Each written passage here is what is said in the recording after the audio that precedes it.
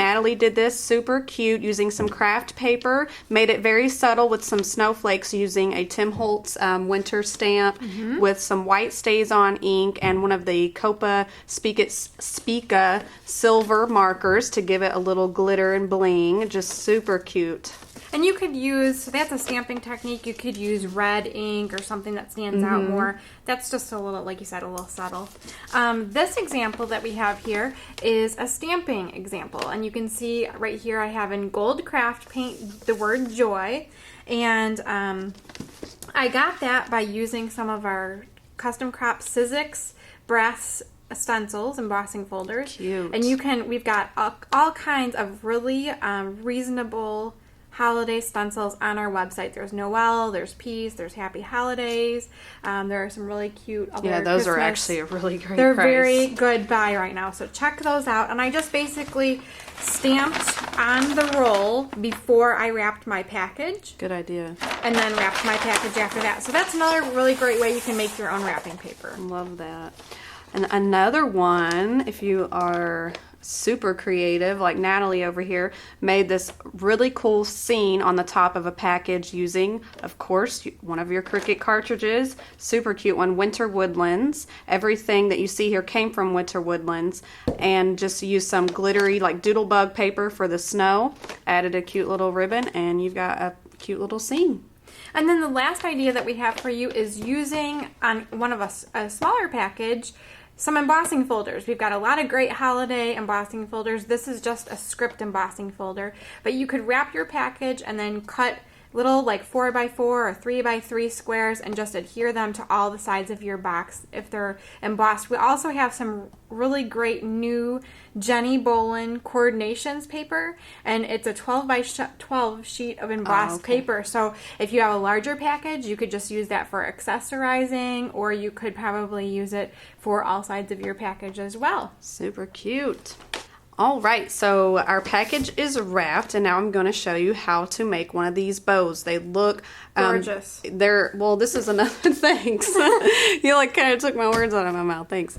I also learned this same technique at the same place, or this technique at the same place I learned the wrapping from, and it is very, very, very easy. It looks intimidating, but it's not at all, and I'm going to show you how.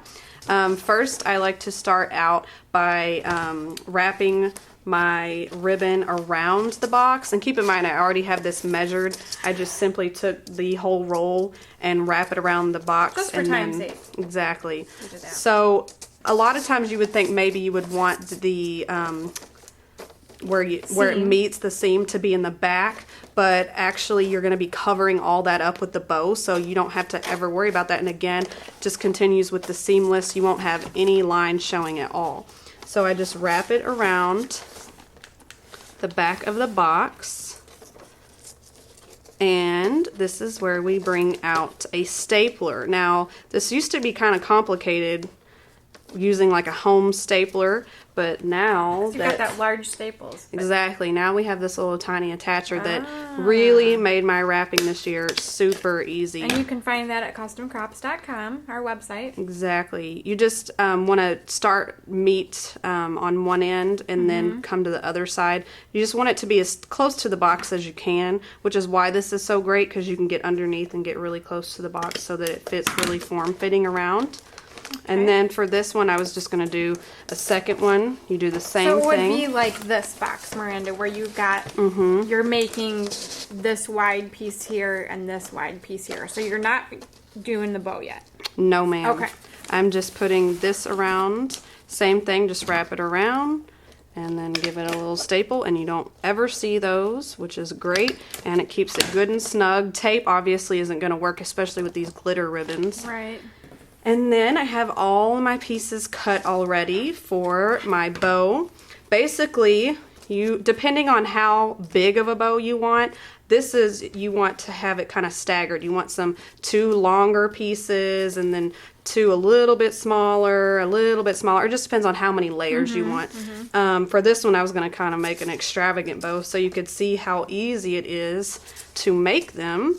And all you do is you take your piece, and you want to make sure that your glittery side, if you're using some blingy ribbon like this, is going to be on the outside, and you just form a circle. Now this is ribbon that has wire in it, right? Is Yes. that the kind that you should use? That's a good question, because if you don't have the wire ribbon, it's going to be a little all floppy. Right. You want it to be able to stand up. Okay. So you just make a circle like this, and you are going to take from the circle, you're going to push down in the middle so that you have an even amount of material on each side. Okay. So you have this little form here. You're going to take, again, your stapler, put 1 or 2 staples to hold it together, and then do the same thing. You're going to take your piece, form a circle, push it down to where it is perfectly in the center, and same thing. Okay. And you are going to continue this process with every single one of your layers. So it's just going to keep getting smaller and smaller to where you get this effect of the bow. You have your longer pieces underneath, and it just staggers up to make it a really full bow.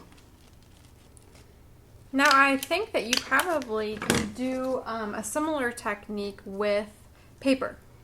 Yes. Scrapbooking paper, because it holds form. You definitely could. And this is just some really wide, thick ribbon. Any ribbon is going to do the same effect. Okay. Once you have all of your pieces, then you are just going to start putting them together. So arrange them exactly how you would arrange a bow, kind of like an X shape. And your largest ones go on the bottom, and then Exactly. you build kind of like a pyramid.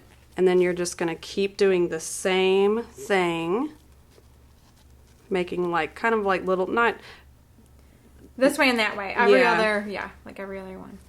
same thing. This is going to be an outrageous bow. My husband's going to think he's got like some He's going to think that awesome Santa's gift in that inside package. here. I know. So you piece this all together, and then you take your stapler and you staple it all together. Now this might be a little tricky with this thick bow. Did you get it? Okay. Get it in there. Usually I don't do this extravagant. Okay. Don't get your finger. And then just do a few staples in there. Miranda, look. I made a paper one while you were finishing up. So you Oh. can make a paper one. Are you trying to say this took me a long time? Well, that is the biggest bow I've ever seen, just about. But everything's bigger in Texas. That's right.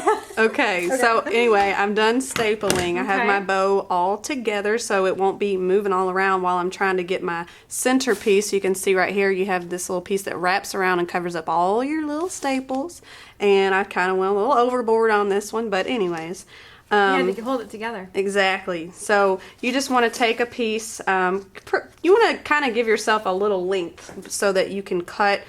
Once you've got it wrapped around, you can cut your ends however you want. You don't have to worry about it being too short. Shorter. Exactly. You'd rather have too much than not enough.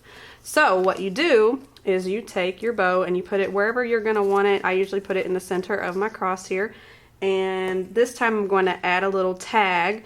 So to get my tag on there secure, you could just simply tape it on underneath to where it's hidden, or if you want to actually attach it to your That's bow. a pretty cute tag, though. You kind of want to show it off. It is cute. And it matches your craft paper. It does. And this is one of the freebie tags, correct? Yeah. That we are going to be emailing out to everyone. Or have we already? No, I don't think we have yet, but we did that video on it. So.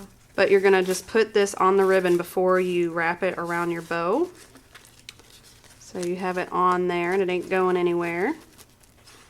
And then you are going to take and push this underneath the whole entire package, the ribbon that you wrapped around the box and your bow, so that it all attaches together. You're going to go underneath, Okay. bring this through, and then you'll have your little tag hanging right where you need it. And then you're going to start to just make a regular knot.